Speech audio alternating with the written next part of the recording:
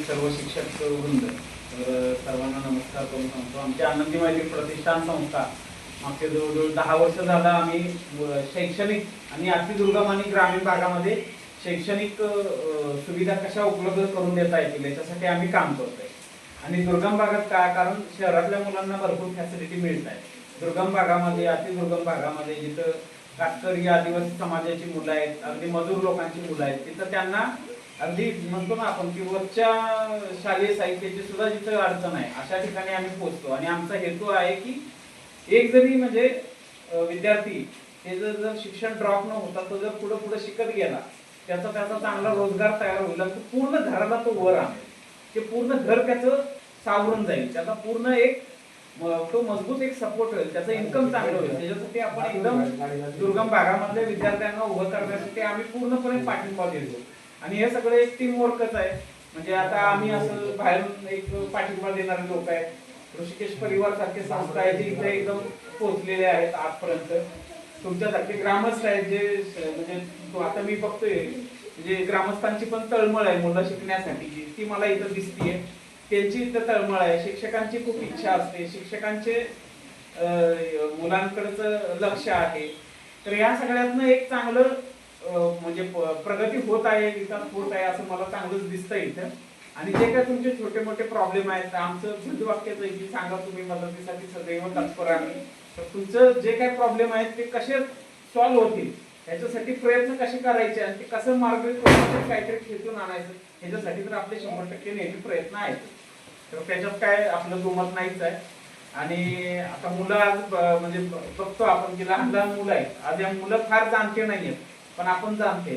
तर आपण जाणते पण आणि मुलांना जो मार्ग चांगला दाखवल त्या मार्गानेच मुलं जाणार आहेत. आणि मला असं इथं म्हणजे 100% अगदी म्हणजे काय म्हणतो पूर्णपणे समाधानी आहे मी की इथं मला दिसतंय का मुलांना एकदम बरोबर व्यवस्थित वाटेवरती घेऊन जाण्यासाठी ऋषिकेश परिवार असो, ग्रामस्थ असो, शिक्षक असो, सगळेजण प्रामाणिकपणे काम करतायत. तर मी खरं तर म्हणजे आभार मानतो, कारण आम्हाला म्हणजे बऱ्याच लोकांना तिथं वाटत असतं बसून की ते काय आता सरकारी नोकरी आहे, कोण काय कसं काम करतं असं बसून वाटतं. पण ते खरं बघितलेलं तळमळ ते आम्हाला माहिती आहे कोण कुठे कसं आहे आणि कसं काम होतं. आणि अतिदुर्गम भागातच जास्त चांगलं काम होतं हे आम्हाला चांगलं माहिती आहे, आम्ही त्याच्यामुळे तिथंच पोहोचतो. तर तुम्हाला नक्कीच पुढचे मदतही म्हणजे आम्ही आता हात धरलाय तर हात सोडणार नाही एवढी खात्री देतो. आणि 4 जुलै शनिवार आजच्या दिवशी या गोगरेवाडी या जिल्हा परिषद शाळेमध्ये आणि आपटाळे असेल, खामगाव असेल, तांबे असेल या सर्व परिसरामध्ये जेवढ्या काही जिल्हा परिषद शाळा आहेत या सर्व शाळांमध्ये शालेय साहित्य वाटपाचा कार्यक्रम आज या ठिकाणी आयोजित केलेला आहे. या कार्यक्रमाच्या निमित्तानं या ठिकाणी आमचे मार्गदर्शक सन्माननीय गणेशजी लुंकर साहेब यांच्या मार्गदर्शनाखाली पिंपरी चिंचवड या ठिकाणी अतिशय चांगलं असं काम करणारं आनंदी मैत्री प्रतिष्ठान या आनंदी मैत्री प्रतिष्ठानच्या माध्यमातून आज या ठिकाणी हा शालेय साहित्य वाटपाचा कार्यक्रम या ठिकाणी संपन्न होतोय.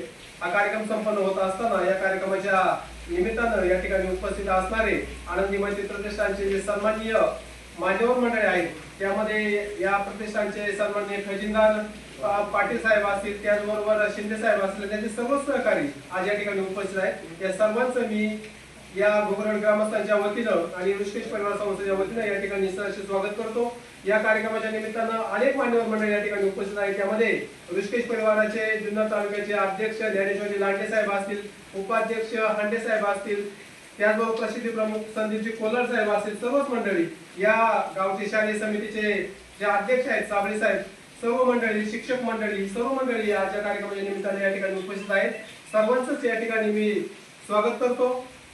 आनंदी मैत्री प्रतिष्ठान हे एक असं प्रतिष्ठान आहे की हे प्रतिष्ठानच्या माध्यमातून जुन्नर तालुक्यामध्ये 4 वर्षापासून वेगवेगळ्या स्वरूपामध्ये कामकाज चालू आहे. शालेय साहित्य वाटपाचं काम असेल, त्याचबरोबर ज्या तालुक्यातल्या काही गरीब गरजू महिला असतील त्या महिलांच्या सक्षमीकरणासाठी सुद्धा या प्रतिष्ठानच्या माध्यमातून या ठिकाणी विविध उपक्रम राबवलेले आहेत. मागच्याच वर्षी जागतिक महिला दिनाच्या निमित्तानं पंचायत समिती जुन्नर या ठिकाणी भव्य दिव्य असा कार्यक्रम या प्रतिष्ठानच्या माध्यमातून या ठिकाणी आयोजित केलेला आहे. या प्रतिष्ठानचं वैशिष्ट्य की या प्रतिष्ठानच्या माध्यमातून जे काही साहित्य वाटप करण्यात येतं तर ते साहित्य वाटप करत असताना त्यासाठी जो काही निधी लागतो तो निधी स्वतः या प्रतिष्ठानची जे काही सभासद मंडळी असतील, जे काही पदाधिकारी मंडळी असतील तर ते त्यांच्या स्वखिशाने म्हणजे त्यांच्या अगदी स्वतःच्या हिशातून त्या ठिकाणी पैसे त्या ठिकाणी ते खर्च करत असतात. त्यांना कोणत्याही प्रकारची शासकीय मदत या निमित्ताने मिळत नाही. आणि मला एक त्यांचा अभिमान वाटतो की सर्व मंडळी नोकरीच्या निमित्तानं असतील, त्यांच्या व्यवसायाच्या निमित्तानं असतील, काम करत असताना समाजसेवेच्या साठी या प्रतिष्ठानचं एक व्यासपीठ त्यांनी निर्माण केलेलं आहे आणि त्या माध्यमातून ते गरीब गरजू भागामध्ये काम करत असतात. या प्रतिष्ठानने जुन्नर तालुका असेल, आंबेगाव तालुका असेल, खेड तालुका असेल आणि पुण्याच्या जवळचा परिसर असेल त्यामध्ये मावळ, मुळशी, वेल्हा, भोर या सगळ्या ठिकाणी पोहोचण्याचा प्रयत्न केलेला आहे. प्रतिष्ठानच्या बाबतीत बोलायचं म्हटलं तर खूप काही गोष्टी येतात. या सर्व बाबतीमध्ये या प्रतिष्ठानचा आम्हाला निश्चितच या ठिकाणी म्हणजे अभिमान वाटतो आणि भविष्यामध्ये सुद्धा हे आनंदी मते प्रतिष्ठान या आमच्या दुर्गम भागामध्ये वेगवेगळ्या माध्यमातून नक्कीच त्यांची मदत पोहोचवल्याशिवाय राहणार नाही.